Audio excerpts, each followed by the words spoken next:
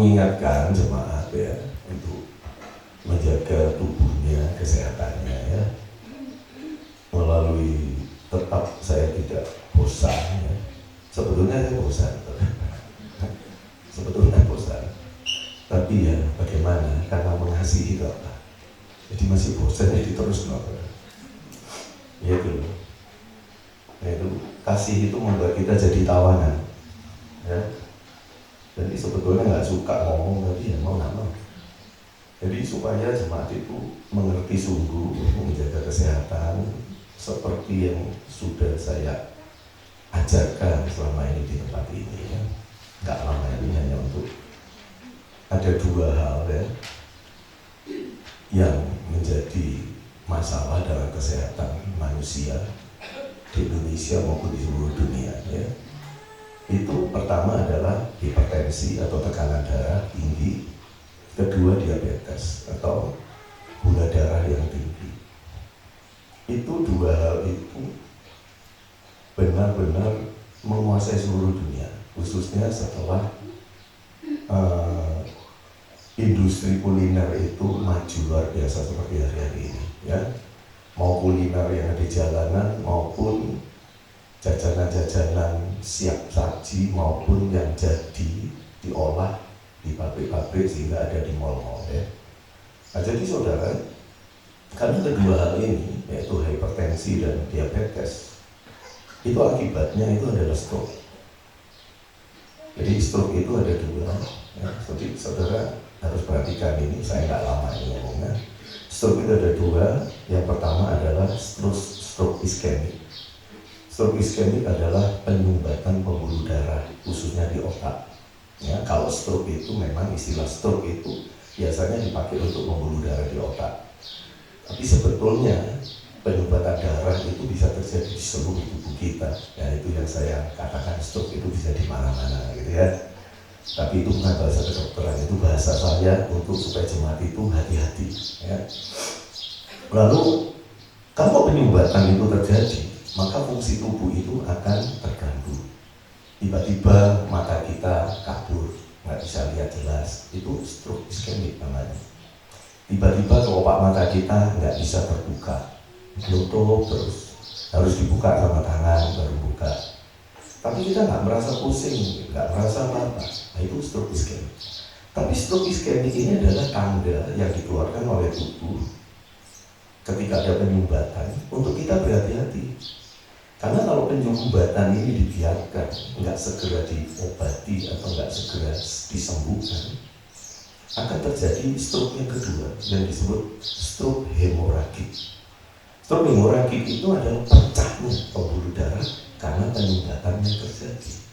Nah, dan saudara harus tahu bahwa di Indonesia ini data terbaru yang saya cari ya, di Indonesia ini stroke itu menyebabkan kematian di Indonesia setiap 4 menit 1 kali.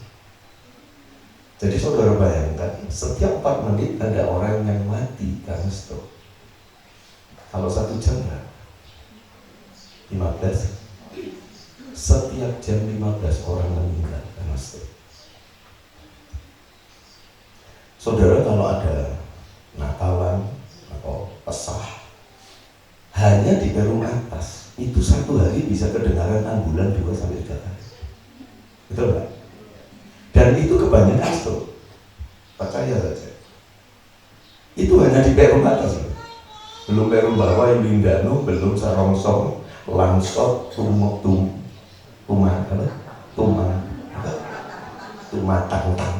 belum sampai sana Walian Bajuda, belum sampai Tinoor, terus sampai Manado.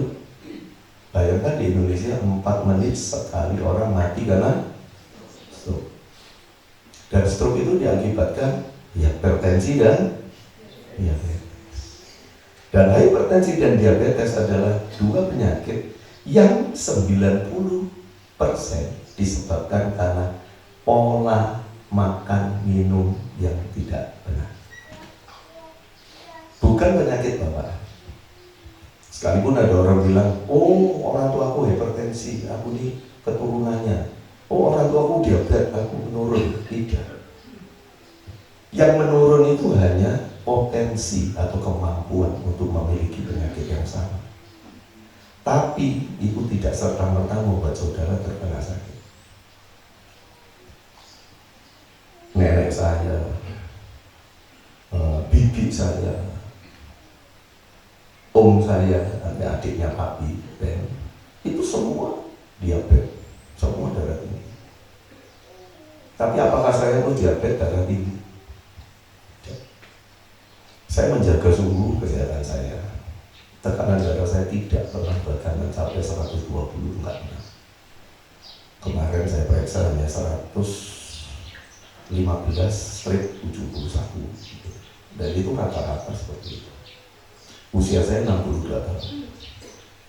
Gula darah saya juga tidak tinggi. Waktu tidak puasa, gula darah saya setelah makan itu 125. Tapi kalau puasa nggak sampai 100. Bukan berarti lalu saya pasti sehat. Tidak. Ada hal-hal lain yang perlu diperhatikan lagi. Tapi paling tidak, dua hal itu jadi acuan dasar bahwa saudara itu potensi umur panjang atau enggak. Saudara tahu semua petinggi sinode gereja Pantekosta Tabernakel. Petingginya itu mulai pendeta Iwono, lalu setelah meninggal digantikan oleh pendeta Pongdong Alemba. Itu semua meninggal usianya 62 dan 63. Jadi seusia saya. Dan semua meninggalnya itu karena stroke. Ya. Kalau pendeta Yokalo itu bukan stroke, tapi dia terkena kanker getah bening, kelenjar getah bening. Dan levernya sudah bengkak besar luar biasa. Usianya 63 meninggal. Nah saudara, banyak pendeta-pendeta itu meninggal. Dan itu yang terakhir pendeta Erastus Sabdono, usianya mungkin masih 65 atau 60, kalau salah 65. Yang tahu, ya, kalau saya salah ya nanti dibetulkan. Itu stop. Kalau dia nggak punya uang untuk ke Singapura lalu dibedah otaknya, saya yakin dia sudah meninggal. Tapi kalau cepat-cepat tiba ke Singapura, ditangani dengan segera, dengan hebat, maka dia bisa hidup dari sekarang. Tapi kalau saudara saksikan di YouTube, keadaan pendeta Erastus sekarang itu kasihan sekali. Pandangan matanya, responnya ketika dia tertawa atau itu sudah aneh sekali. Bisakah itu dipulihkan? 99% tidak bisa dipulihkan. Karena banyak syaraf-syaraf yang di otak itu lumpuh. Mungkin sekarang peredaran darahnya tidak tersumbat atau pecah, tapi tetap karena pembuluh darahnya itu sudah menyempit, maka nutrisi yang dialirkan ke otak, oksigen maupun zat gula yang dibutuhkan, bukan gula pasir, glukosa yang dibutuhkan untuk otak itu terhambat luar biasa. Karena pembuluh-pembuluh darah sudah menyempit. Nah, yang harus kita hindari itu adalah pembuluh darah yang menyempit. Karena itulah penyebab satu-satunya orang itu darah tinggi. Ya, bisa ngerti ya? Jadi kalau selang air itu besar, tekanan airnya itu santai, pelan. Coba kalau saudara pencet, dikecilkan, tekanannya kuat nggak? Jadi kecil tapi semprotannya tambah panjang, pompanya tambah berat kerjanya. Jadi kalau orang hipertensi itu dibiarkan, jantung kita itu pompanya itu semakin hari semakin ngoyo. Tahu ngoyo nggak? Orang pilih nggak bosah gitu kan.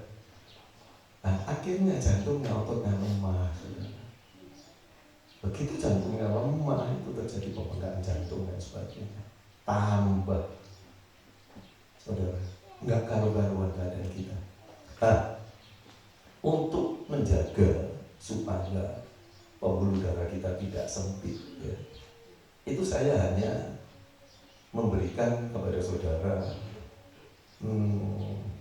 ya nasihat ya. Ya kalau saudara mau turuti itu untung saudara, kalau saudara nggak mau turuti ya itu urusan saudara. Tapi sebagai gembala saya itu selalu mau, pertama, hindari minum kopi. Kedua, hati-hati dengan gorengan. Saya tidak katakan hindari gorengannya, tapi hati-hati dengan gorengan. Tapi kalau kopi hindari. Ya, kalau kopi itu saya nggak punya kompromi di situ, saudara. Jangan saudara bilang nggak apa-apa kopi asal tidak pakai gula.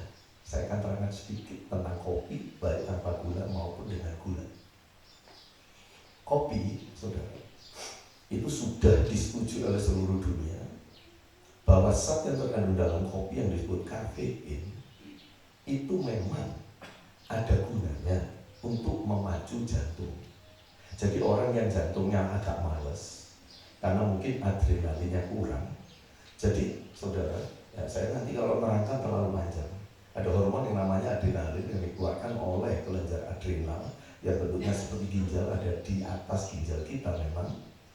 Nah itu saudara, itu yang bisa mengubah zat glukosa dalam tubuh kita itu dijadikan tenaga.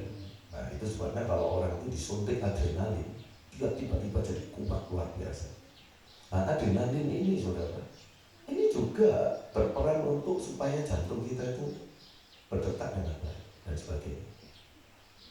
Nah ketika jantung kita itu dipacu oleh kafein, karena kafein itu memacu jantung, maka adrenalin kita itu saudara, padahal keluar juga untuk memacu jantung, apa yang terjadi? Jantungnya terlalu kuat, jantungnya ngoyo. Saya selalu memberikan suatu ilustrasi yang mudah. Jantung kita berdetak 1 menit, katakan ada 80 kali rata-rata. Ketika saudara minum kopi, itu detaknya pasti lebih dari itu. Persis seperti kalau saudara olahraga. Jadi olahraga pun saudara tidak boleh ngoyo. Karena gini, gampangnya ya, kalau jantung itu berdetak 1 menit itu diciptakan Yahweh secara normal 80 kali per menit. Karena kamu olahraga berat, kamu bisa 160 kali per menit. Artinya 2 kali lipat. Dan orang yang berolahraga dengan ketegangan yang luar biasa, seperti misalkan pembalap motor, MotoGP, itu bahkan bisa berdetak sampai 220 kali per menit jantungnya. Jadi kalau dia itu jantungnya tidak kuat, mati di lintasan pasti. Pembalap Formula 1, mobil juga gitu. Jadi gampangnya, kalau secara normal jantung kita itu hanya diciptakan untuk berdetak 80 kali per menit, kita pacu sampai 2 atau 3 kalinya, itu artinya umur jantungmu itu jadi setengah atau sepertiga. Gampang gitu. Itu saya goblok-goblokan ya. Meskipun itu tidak seperti itu, tapi itu untuk memberi gambaran yang sederhana untuk jemaat yang tidak terlalu mengerti. Jantung kita tuh berdetaknya luar biasa, terus tidak pernah istirahat. Nah kalau dipacu semakin tinggi, semakin banyak detaknya, ya otomatis dia akan cepat lelah.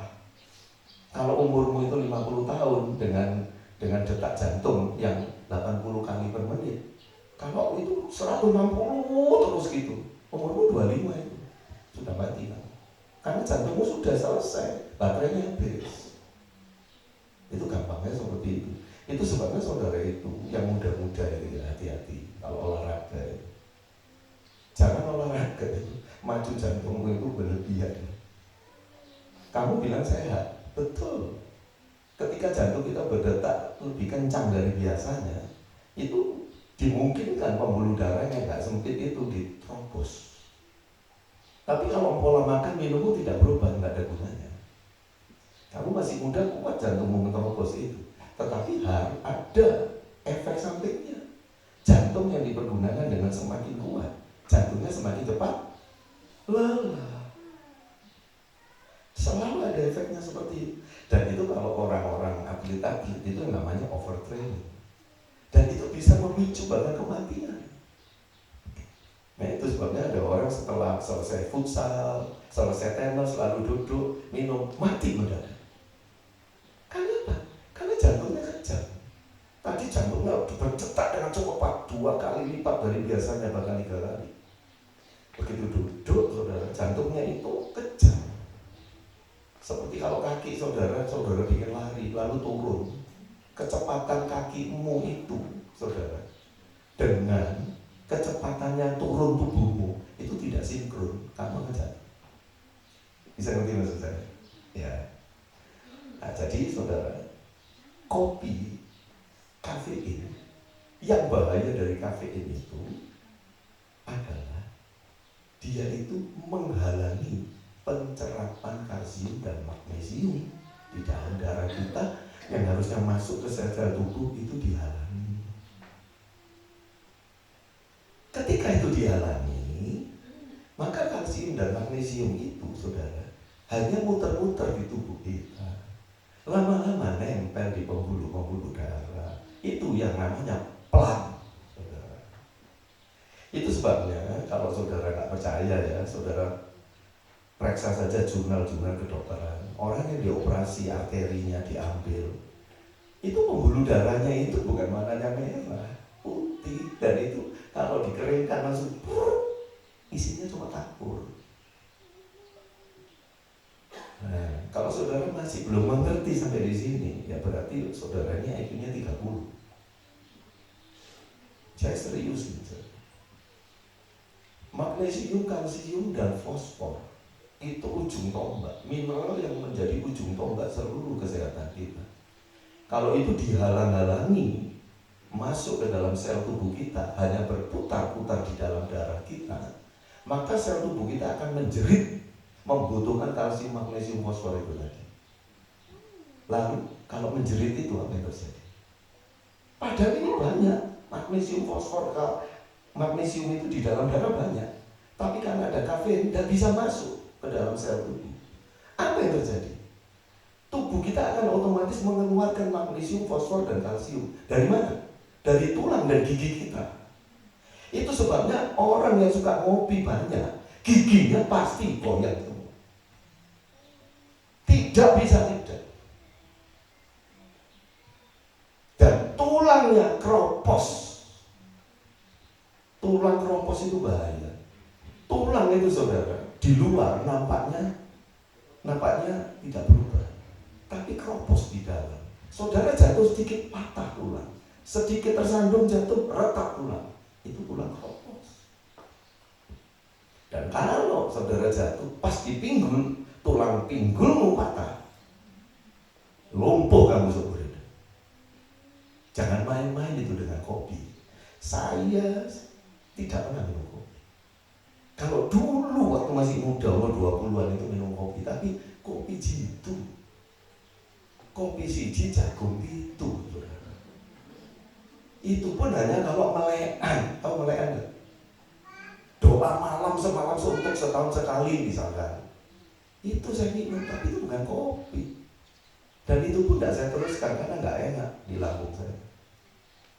Saudara jangan percaya dengan kata-kata orang kalau minum kopi bisa konsentrasi. Iya, karena kamu sudah kecanduan. Kalau kecanduan nggak minum kopi nggak bisa konsentrasi, saudara. Ya, itu kopi tanpa gula. Ya, berarti kan itu efeknya seperti itu. Sekarang bagaimana dengan kopi dengan gula? Gula sendiri menghalang-halangi fosfor dan kalsium untuk diserap dalam sel tubuh kita. Persis kafein. Tingkah lakunya gula. Bayangkan sudah minum kopi, kafeinnya itu menghalangi kalsium, fosfor dan magnesium, ditambah gula. Apa yang terjadi? Lebih hebat lagi.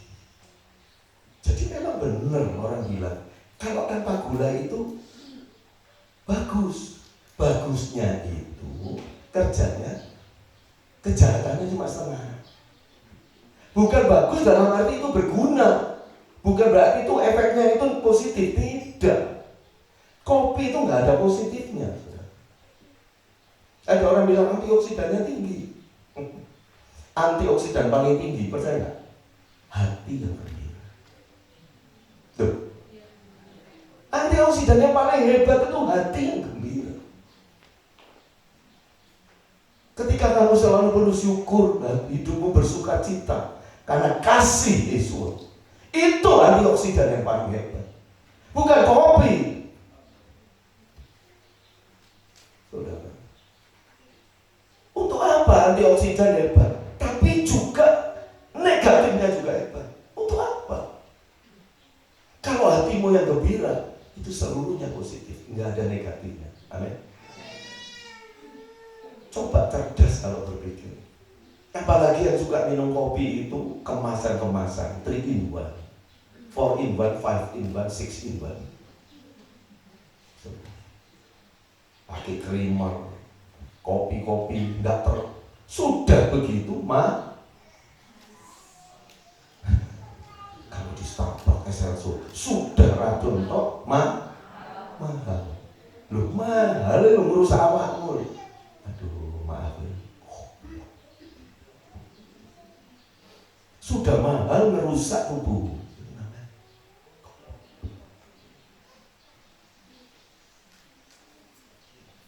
Ya sudah ya, yang suka minum kopi dikurangi sampai selesai tidak minum sama sekali. Dan jangan ada yang bilang nggak apa-apa minum kopi kalau masih muda. Loh, muda itu menabung, saudara. Kalau muda itu nggak apa-apa, itu nabung penyakit. Masih muda mau semua nggak hati-hati. Umur 35 bengkong kabeh. Ronald umur berapa? 38. Sejak umur berapa kamu kalau makan kangkung itu sikilmu kempor? Sekitar 36. Sekitar 36 dia makan kangkung itu nggak bisa jalan, kakinya itu linunya luar biasa. Kok bisa umur segitu kok bisa seperti itu? Saya aja makan kangkung, saya tetap bisa lari-lari. Baru kalau saya makan kangkung itu 2 kilo gitu. Baru saudara linu, tapi bukan kaki saya, bahu saya. Sini, sendi bahu. Tapi tetap bisa kerja. Kalau Ronald dikasih 3 kilo, berani? Berani kangkung 3 kilo. Nggak bisa bangun kamu pasti dari tempat tidur. Kenapa Ronald seperti itu? Karena Ronald waktu masih remaja, itu nabung penyakit. Karena jajannya nggak karuan Ronald. Iya. Mau cuka itu diminum, betul nggak? Cuka diminum. Cuka itu asam luar biasa dengan pH 1,5 sampai 2,5. Ketika pH asam yang gitu diminum, tubuh kita itu kan mereaksi. Karena tubuh kita itu mempertahankan pH itu 7,4 sampai 8,4. Dan itu semua fungsi itu dilakukan oleh empedu, oleh hati, pankreas, oleh ginjal. Semua itu tugasnya. Sehingga tugas mereka itu menjadi begitu berat. Dan satu-satunya yang paling efektif untuk membuat asam itu menjadi basa dengan pH 7 lebih, itu kalsium, magnesium, fosfor. 3 mineral itu. Dan tubuh kita selalu seperti itu. Itu sebabnya berhentilah makan yang masak. Rasa kecut-kecut itu, hati-hati. Oh enggak apa-apa saya dulu. Tapi kalau umurmu sudah 40 tahun ke atas, hati-hati. Tubuhmu tidak toleran seperti dulu. Ya. Jadi itu yang ingin saya katakan. Yang pertama adalah kopi baik dengan gula maupun tanpa gula. Kedua, gorengan. Hati-hati dengan gorengan. Ya, semua lemak yang saudara makan itu benar-benar akan membuat tubuhmu ini kelebihan lemak. Nah, saudara harus mengerti lemak itu ada, paling tidak ada, lemak itu ada 4 macam, saudara. Ya. Tapi yang saya sebutkan 2 saja, linoleat dan linolenat, asam lemak omega 6 dan omega 3. Omega 3 itu linolenat, omega 6 linoleat. Asam lemak tak jenuh. Jadi tidak jenuh itu sebetulnya bagus. Asam lemak tak jenuh. Yang ganda dan yang majemuk. Yang majemuk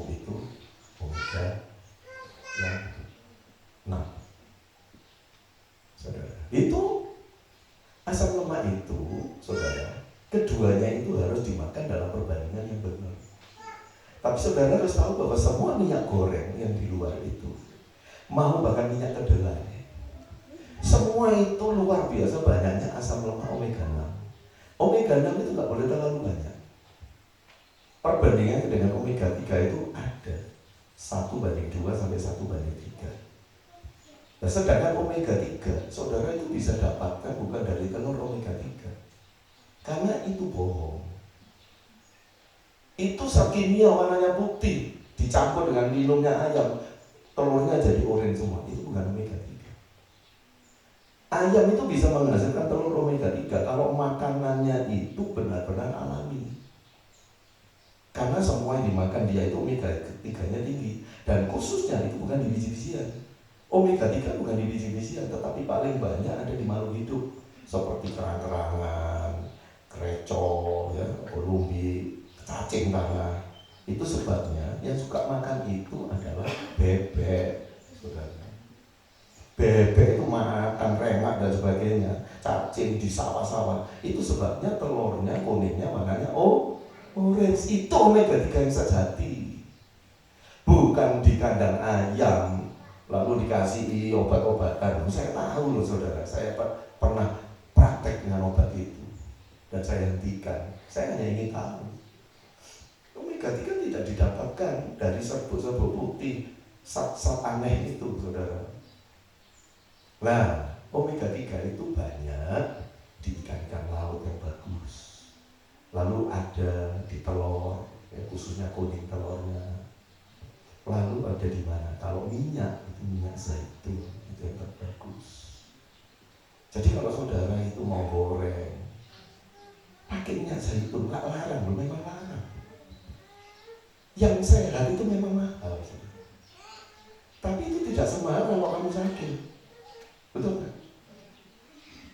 Itu extra light, ya, ada extra light itu untuk yang digoreng, untuk goreng. Tapi ada yang dimakan mentah-mentah, minyak itu bagus, extra virgin olive oil. Jadi ada dua macam itu. Ya benar memang 1 liternya itu bisa sampai 200.000. Terus siapa yang nyuruh kamu makan minyak? Siapa yang nyuruh kamu makan gorengan terus? Dan kamu kalau terus saja minyak bimoli, minyak kita, minyak apa meneng, saminya, kunci emas, apa saja itu omega 6 hampir semuanya. Belum lagi margarin. Semua cookies-cookies yang di luar itu, roti-roti itu penuh margarin.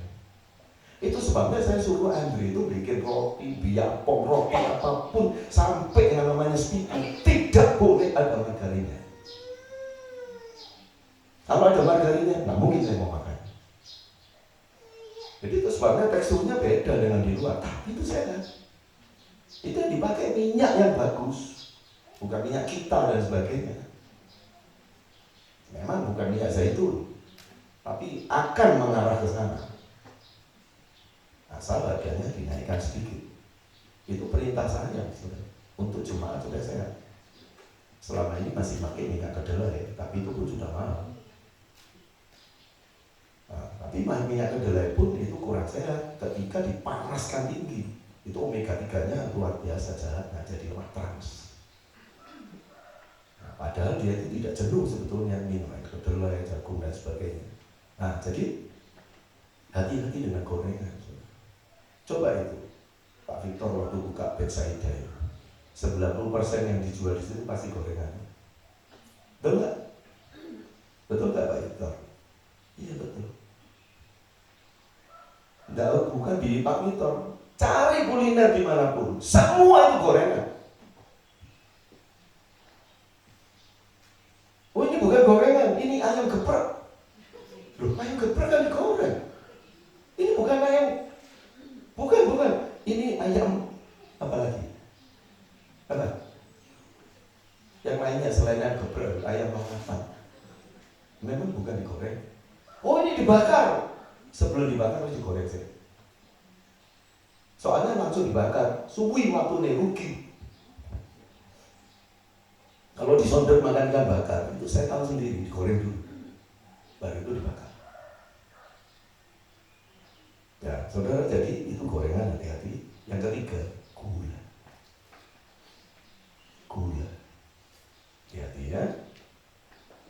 Jadi kalau tadi kopi dengan gula, gulanya bahaya, ya bukan hanya kopi dengan gula yang bahaya, semua gula bahaya.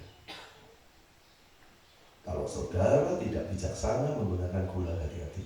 Jadi saudara-saudara yang usianya sudah 45-40 tahun ke atas, pakailah gula seperti Tropicana Slim yang non kalori, bukan terbuat dari tebu, mau dari stevia, mau sorbitol, xilitol, yang jelas itu bukan sukrosa atau gula putih. Dan itu aman untuk saudara, karena gula-gula itu memang diproduksi untuk orang diabetes. Itu aja nggak boleh terlalu banyak juga, saudara, karena itu melibatkan zat kimia. Ya, sudah selesai sampai di sini ya. Jadi untuk jemaat yang tekanan darahnya tinggi itu di atas 120 itu tinggi ya, jangan memberikan toleransi. Saudara harus bersikap intoleransi terhadap tekanan darahnya. Kok lebih 120, hati-hati, langsung diubah cara hidupnya. Bawahnya jangan lebih dari 80 diastoliknya, atasnya sistoliknya jangan lebih dari 120.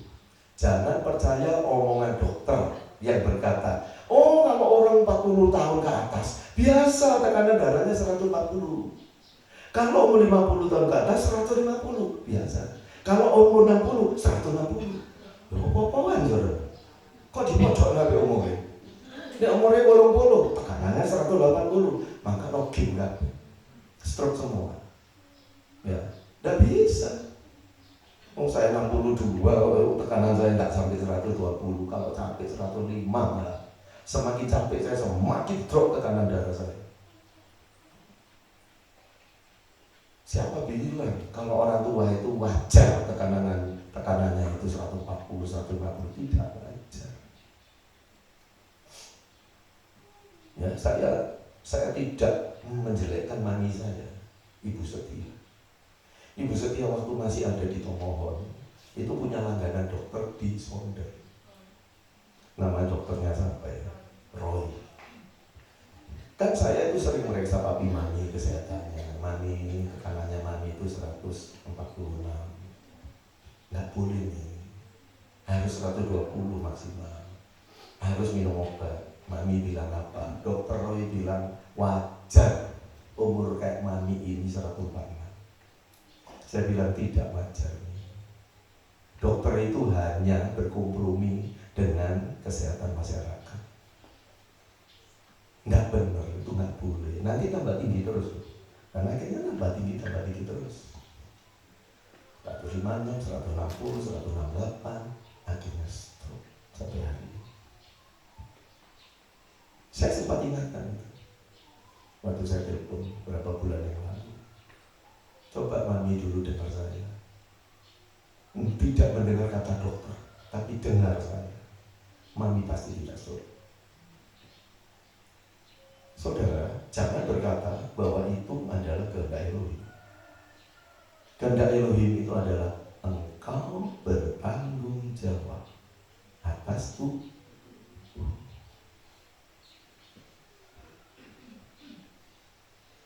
Bukan dia yang bertanggung jawab. Tubuh itu sudah diberikan pada kita, kita harus mengelolanya. Seperti ketika dia menciptakan manusia, Adam dan Hawa. Dia menciptakan bumi yang indah, lautan, sungai, semua indah, burung-burung di udara, ikan di air, binatang melata, binatang berkaki 4, unggas, semua. Apa yang dikatakan oleh Elohim? Kerjakan semua. Itu dalam bahasa aslinya artinya dikelola dengan tanggung jawab. Itu sebabnya mengapa di dalam kitab Wahyu dikatakan barang siapa membinasakan bumi, Elohim akan membinasakan dia. Karena ketika Elohim menciptakan bumi itu untuk dikelola oleh manusia dengan tanggung jawab. Itu kewajiban manusia. Ketika kita diberi tubuh, jiwa, roh, kita ini juga diberi tanggung jawab, kewajiban untuk bertanggung jawab sepenuhnya menjaga kesehatan kita. Apa yang kita makan, kita minum. Ditambah lagi yang keempat, rokok. Nikotin. Ternyata nikotin juga menghalang-halangi kalsium dan magnesium. Persis seperti kafein. Sehingga kaum perokok biasanya juga mudah terserang hipertensi. Perokok berat banyak pembuluh darahnya kena plak-plak sehingga hipertensi. Jadi saudara yang suka merokok dan berhentinya sulit, gampang kalau mau. Asal mau. Saya tidak katakan perokok itu berdosa ya, atau perokok itu brengsek dibandingkan dengan merokok. Enggak. Banyak orang merokok itu hidupnya baik, hatinya lembut. Yang nggak merokok bajingan banyak. Bukan masalah itu. Tetapi merokok itu nggak ada untungnya sama sekali, kecuali cuma menghabiskan uang. Dan itu bisa meracuni orang di sekitarmu nikotinnya. Oh, sekarang nggak nikotin Pak, pakai vape. Vape. Apanya obat nyamuk vape? Saya selalu katakan, obat nyamuk ada mereknya vape. Orang berkata ini tidak berbahaya. Itu, saudara lihat di YouTube kalau mau percaya. Itu bahwa 100 kali lebih bahaya dari rokok biasa. Karena semuanya zat kimia. Rasa stroberi, essence, dan sangat membahayakan paru-paru kita. Mau vape, mau tidak, semuanya itu berbahaya. Semua yang dibakar lalu dimasukkan mulut itu racunnya bukan hanya nikotin atau apa yang di situ, tapi dioksin. Dioksin itu kamu bakar sampah, bakar apapun, daun-daunan kamu bakar itu jadi dioksin. Racun dioksin itu yang banyak mencemari lingkungan dan itu penyebab kanker paru-paru. Itu sebabnya di Cina ada suatu penduduk di desa yang anti dengan kompor, tetapi dia sengaja bakar terus. Penduduknya itu di seluruh Cina itu secara persentase yang terserang kanker paru-paru terbanyak di sana. Padahal mereka tinggal di pegunungan. Saudara, saya itu data-data seperti itu saya tahu. Jadi saya ngomong itu bukan ngawur sembarangan. Dan buku tentang dioksin itu saya punya, racun dioksin itu saya pelajari. Jadi saya itu bukan katanya orang, enggak. Bahkan bukan YouTube itu saudara 25% tok benar, 75% ngawur. Kalau saudara tidak mengerti sungguh dengan pelajaran-pelajaran ilmu buku-buku dari profesor yang terkenal universitas yang dapat dipercaya, sulit.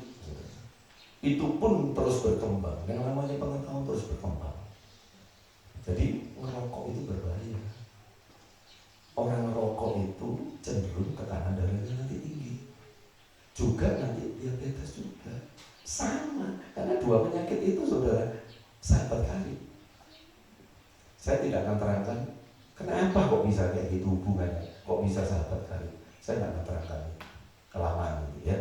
Nah, tapi percayalah, saya ingin jemaat ini tubuh jiwa roh terpelihara sempurna, tidak kekurangan suatu pun yang baik. Jadi caranya melepaskan rokok bagi orang yang nyetek. Nyetek tahu nggak? Kecanduan. Kamu satu hari 20 batang rokok misalkan. Sudah, ini banyak loh 20 batang, lumayan banyak. Kayak papi saya dulu. Satu hari bisa 20 sampai 40 batang. Karena betul bibir besar itu isinya 20, bisa 2. Caranya, kalau papi memang terlepas ketika bertobat, langsung lepas. Itu anugerah. Tapi tidak semua orang dapat anugerah yang sama. Saya dengar Noah dulu juga begitu ya, merokok, minum, tiba-tiba lepas ya. Itu anugerah. Tapi ada yang tidak seperti itu. Lalu, apakah tidak bisa? Oh bisa. Kalau satu hari 20 batang, minggu depan, ini kan dari minggu ini, saya perokok ini, tiap hari saya 20 batang ini. Minggu depan saya sudah komitmen dengan diri saya. Selama 1 minggu penuh, 1 hari bukan 20 batang, saya kurangi 1 batang, 1 saja. Jadi 19 batang saya merokok selama 1 minggu. Minggu depannya saya kurangi lagi 18 batang. Minggu depannya lagi 17 batang. Saudara kan hitung berapa bulan setelah itu saya benar-benar 1 minggu nanti 1 batang. Betul kan? Dan minggu depannya, kalau minggu ini 1 batang, minggu depannya tidak merokok. Itu bisa. Tapi saudara tidak mau lakukan. Saudara nggak bisa berhenti rokok itu langsung nggak merokok 1 hari, nggak bisa. Otakmu sudah kecanduan nikotin, itu akan menagih dan itu di luar kendalimu.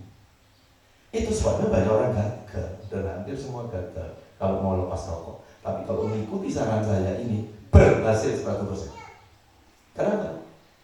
Karena ketika saudara kurangi satu per minggunya itu cuma 1, otak kita itu akhirnya tidak akan menuntut lebih banyak lagi. Dikurangi sedikit-sedikit. Saudara kayak di Indonesia nih, pajak. Pemerintah itu naikkannya sedikit-sedikit. Coba pajak pendapatan 2,5%, tiba-tiba 50%, apa enggak perang saudara? Tapi kalau setiap tahun dinaikkan sedikit, saudara tahu tarif listrik itu sudah berapa? Dibandingkan waktu saya masih remaja, naik sudah berapa kali lipat. Tapi kan tidak protes, tidak marah, tidak perang, karena naikannya sedikit demi sedikit, tiap hari, tiap sifat Yesus mengubahku. Perubahan tidak selalu harus drastis, tapi sedikit demi sedikit. Seperti peribahasa, lama-lama jadi bukit. Firman sendiri berkata, barang siapa ingin cepat kaya, dia harus mengumpulkan uang sedikit demi sedikit. Jangan, cuma sedikit, nggak bisa beli mobil, harganya mobil 300 juta. Ini saya dapat cuma 10 juta, kan nggak bisa beli. Ya sudah, ganti handphone saja. Kapan kalau bisa tunggu mobil? Begitu kamu punya uang 1 juta, 2 juta, kamu simpan 500 ribu, tiap bulan 500 ribu, tiap bulan 1 juta, tiap bulan 2 juta. Kamu akan hitung, tanpa kamu sadari, tiba-tiba uangmu 300 juta, bisa beli mobil. Meskipun mobil ke 300 juta yang lalu itu sekarang mungkin naik, paling enggak kamu bisa kredit uangmu ke 300, harganya 350, sisa kreditnya cuma 50 juta, itu ringan sekali. Saudara tidak memanage, mulai dari keuangan tidak memanage, mulai dari cara hidupmu kamu tidak memanage. Nah itu sebabnya saya ajari sebagai gembala. Jadi yang perokok-perokok itu ya, saudara harus punya ketetapan, saya tidak mau merokok lagi. Karena rokok itu berbahaya secara kesehatan. Tetapi saya melihat rokok tidak seperti pendeta lain. Ada satu hal yang Yahweh beritahukan pada saya, bahwa rokok itu menjadi jalan pintu masuk roh jahat dengan lebih mudah ke dalam hidup kita. Ya, itu saya ketika membaca firman, saya diberitahu seperti itu. Roh-roh yang ada di sekitar kita, termasuk malaikat baik, itu jalannya lewat asap. Saudara bisa perhatikan cerita-cerita yang ada di kitab suci. Itu sebenarnya mengapa kurban bakaran itu asap, itu menyenangkan hati Yahweh. Dan khususnya ukupan, itu yang akan saya khotbahkan bagi hari ini. Itu harus diberi garam. Ketika diberi garam, itu dalam alam roh, itu memurnikan roh-roh yang ada di sekitarnya. Jadi garam itu memiliki energi yang sangat murni, itu garam. Jadi itu sebabnya mengapa garam itu yang harus diberikan pada persembahan kurban apapun, termasuk kurban ukupan yang terdiri dari rempah-rempah yang digiling halus, dari mur, gaharu, kemenyan, yang itu dijadikan dupa di hadapan Yahweh, itu harus dikasih garam juga. Ketika asapnya itu naik, maka malaikat-malaikat kudus yang datang. Tapi tanpa garam, itu yang datang itu roh jahat. Nah, rokok itu yang menciptakan manusia yang nggak ada kenama-kenanya dengan iman Kristen, nggak ada kenama-kenanya dengan Yahweh. Dan itu termasuk rempah-rempah rokok itu. Dan saya yakin rokok tidak diberi garam, saudara. Yang lewat asap itu roh-roh jahat itu. Itu sebabnya orang yang merokok, apalagi kuat sekali rokoknya, kasihan. Dia tuh bergumul luar biasa dengan kehidupan, meskipun dia mencintai kebenaran. Tapi untuk dia jadi hidup dengan benar kudus itu sulitnya bukan main. Karena ada roh-roh jahat yang terus campur tangan dalam hidup, mengikat. Ya, jadi orang Pentakosta itu bukan anti dengan rokok. Saya juga tidak. Tapi itu pintu masuk untuk roh-roh jahat. Loh, apakah cuma asal merokok Pak yang pintu masuk? Tidak. Hati yang pahit, hati yang tamak, mencurigai orang, pikiran negatif, itu juga pintu masuk untuk roh-roh jahat. Nah, alangkah baiknya hidup kita ini benar-benar terus dikuduskan, tidak ada pintu masuk dalam bentuk apapun, sehingga hidup kita itu benar-benar bisa menikmati berkat yang indah dari Yahweh. Amen. Ya.